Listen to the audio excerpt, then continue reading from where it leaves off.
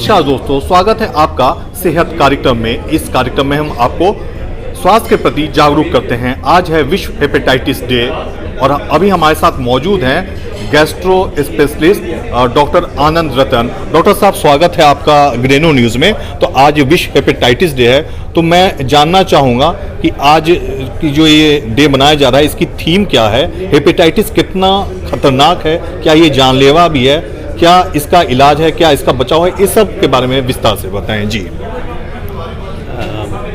इस बार 28 जुलाई को जो हेपेटाइटिस डे मनाया जा रहा है, इसका थीम हेपेटाइटिस के इलाज को मरीज़ के नज़दीक लाना है। इसमें ज़्यादातर जो उसके इलाज, उसका जो केयर है, उसका जो इलाज करने का तरीका है, जो दवाइयाँ हैं, जो वैक्सीन्स हैं और जो डॉक्टर्स हैं, उनकी उपलब्धता है, वो सब चीज़ें मरीज़ के नज़दीक लाना है। तो अभी इसमें जो मेजर हेपेटाइटिस आजकल सबसे ख़तरनाक माने जाते हैं, उसमें बी और सी ज़्यादा कॉमन है, जिससे कि डेथ हो सकती हैं। जिसमें से हेपेटाइटिस बी तो वैक्सीन प्रिवेंटेबल है और इसके वैक्सीन्स जन्म के बाद से ही लगने शुरू हो जाते हैं। और हेपेटाइटिस सी का तो अब इलाज पूरी तरह संभव है, और वो भी टैबलेट से। ये लोगों को पता नहीं है, तो ये जब अवेयरनेस फैलाएंगे हम, तो फिर इससे निजात पाने का भी एक ऐसा वक्त आएगा जब हम अपने पॉपुलेशन को हेपेटाइटिस सी से मुक्त कर सकेंगे। तो हेपेटाइटिस जानलेवा भी हो सकता है, तो वो कब जानलेवा हो सकता है? और उससे पहले हम ये जानेंगे डॉक्टर आनंद से कि हेपेटाइटिस बला क्या है, ये कैसे होता है। तो डॉक्टर आनंद, थोड़ा सा हमारे दर्शकों को बता दें। बहुत लोगों को मालूम भी होगा, लेकिन बहुत लोग अभी भी नहीं जानकारी होगी, तो उनके लिए कि हेपेटाइटिस ये बला क्या है। ये बेसिकली लिवर का सूजन है, और इस लिवर के सूजन में ये वायरस होते हैं जो तरह तरह के होते हैं।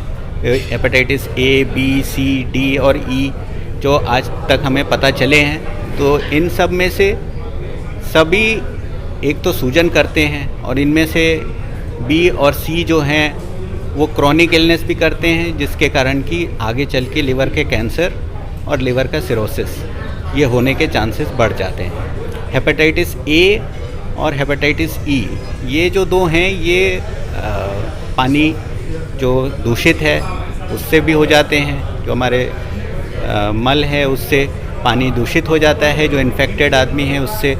दूसरा जो एक स्वस्थ आदमी है उसको हो जाता है, स्पेशली बारिश के मौसम में।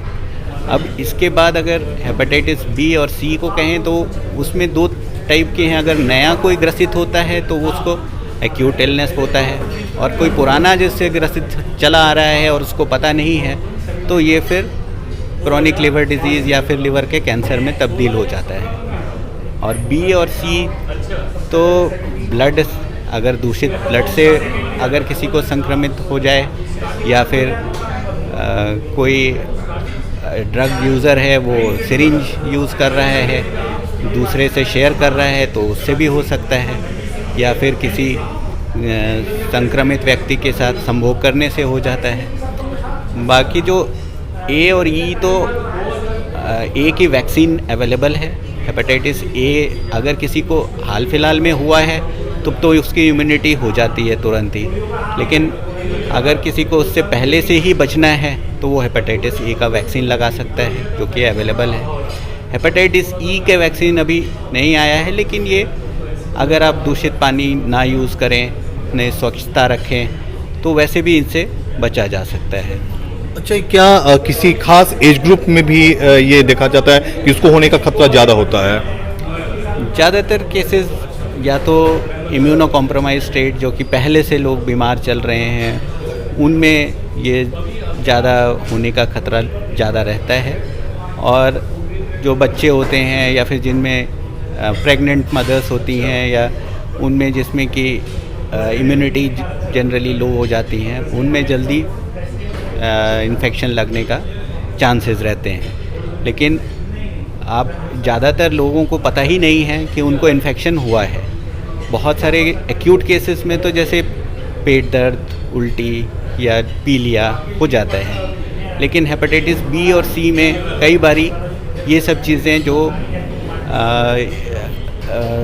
दबी हुई बीमारी अंदर शरीर में रहती है, उससे पता नहीं चलता है। तो ये जब आप टेस्ट करने जाते हैं या कभी सर्जरी कराने जाते हैं, या कभी आप ब्लड देना है तब वो आपका टेस्ट होता है, तब पता चलता है।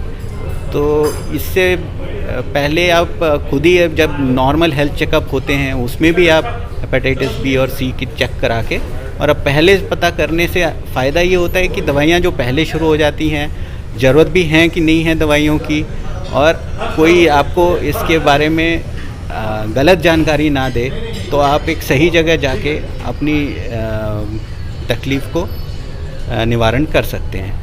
मेरा आखिरी सवाल, जो वैक्सीनेशन की आप बात बता रहे थे, टीकाकरण, तो टीकाकरण का क्या कोई खास एज है कि इसी एज तक होना चाहिए, या कोई भी कभी भी, और उसका कुछ मीन्स प्रोटोकॉल है टीकाकरण का? जैसा कि मैंने बताया कि अगर कोई इन्फेक्शन हो गया है किसी को हेपेटाइटिस ए का, तब तो टीकाकरण उसमें ज़्यादा रोल नहीं प्ले करेगा, लेकिन ये बच्चों में भी और बड़ों में भी दिया जा सकता है। इसमें अगर कोई बहुत ज़्यादा बीमार है या फिर पहले से ही उसकी इम्यूनिटी लो है, उनमें अवॉइड कर सकते हैं, क्योंकि ये जो वायरस है ये एक्चुअली बॉडी में जाके और फिर उसकी एंटीबॉडी बनती है। तो इसलिए इसमें जो हेल्दी एडल्ट्स हैं और जो हेल्दी बच्चे हैं उनमें ही लगाना बेटर रहेगा। एक बहुत इंपॉर्टेंट क्वेश्चन जो रह गया, सिम्टम्स, थोड़ा सा उस पर रोशनी डाल दें। सिम्टम्स क्या होते हैं, कैसे हमें पता चलेगा कि, या क्या इस तरह के सिम्टम्स आते हैं जिसे हमें शक हो कि ये हेपेटाइटिस मुझे हो सकता है?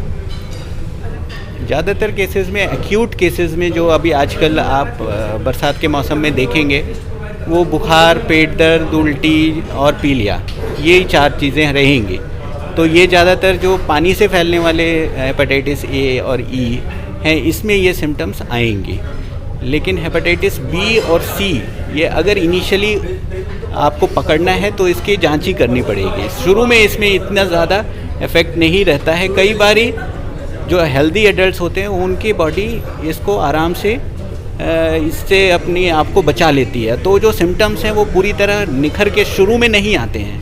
हाँ, बाद में चल के आपको इसमें क्रॉनिक लिवर डिजीज़ या जॉन्डिस या फिर लिवर का कैंसर, ये सब चीज़ें जब हो जाती हैं तब इनका इलाज करने में काफ़ी दिक्कतें भी आती हैं और पूरी तरह से संभव भी नहीं है इनका इलाज करना। इसलिए जो थोड़े से ग्रुप हैं ए और बी, ए और सी, इनकी तो आपको पहले से पता लग सकती है, और बी और सी के लिए हमें अपने ब्लड के जांच करके और फिर हमें जल्दी से जल्दी पता करना होता है। डी की जो वायरस है वो बी के साथ ही होता है, तो अगर हमने वैक्सीन लगाई बी के लिए तो डी का भी उससे रोकथाम पॉसिबल है, क्योंकि जब तक बी नहीं होगा तब तक जनरली डी का इन्फेक्शन पकड़ता नहीं है। और डॉक्टर आनंद, आपने अपना कीमती समय दिया, इसका बहुत बहुत शुक्रिया। तो आप थे डॉक्टर आनंद जो हमसे मुखातिब थे। इस वीडियो को अगर नहीं समझ में आए, एक बार फिर जरूर ध्यान से देखें, और कोई भी चीज़ आपको और समझनी हो या इससे संबंधित और भी कोई सवाल हो तो इस वीडियो के कमेंट बॉक्स पे आप क्वेश्चन अपने जो है पोस्ट कर सकते हैं। उसका जवाब आपको तत्काल डॉक्टर आनंद के द्वारा दिया जाएगा। चैनल को सब्सक्राइब करें और जो बेल आइकन है उस पर क्लिक जरूर करें, और भी हेल्थ अवेयरनेस रिलेटेड जो भी video YouTube channel Greno news पे अपलोड की जाएगी उसका नोटिफिकेशन आपको तुरंत मिलेगा। फिलहाल इस कार्यक्रम में इतना ही, मुझे दीजिए इजाज़त, नमस्कार।